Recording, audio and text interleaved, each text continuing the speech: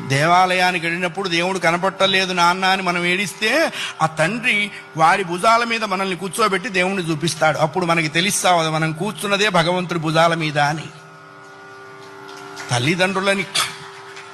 తల్లిదండ్రులకి గుళ్ళు కట్టించక్కర్లేదు, కట్టించిన గుళ్ళ ముందు వాళ్ళని కూర్చోబెట్టకుండా ఉంటే చాలు.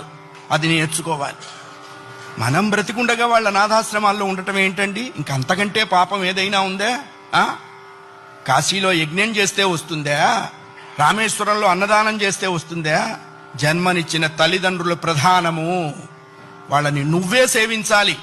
భగవంతుని సేవించకపోయినా నష్టం లేదు, బోల్డు మంది ఉన్నారు. జన్మనిచ్చిన తల్లిదండ్రుల్ని సేవించాలి, అది కర్తవ్యము. రామాయణం అదే చెప్పింది.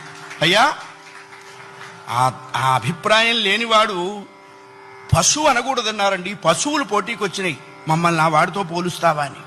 అంతకంటే నీచుడు.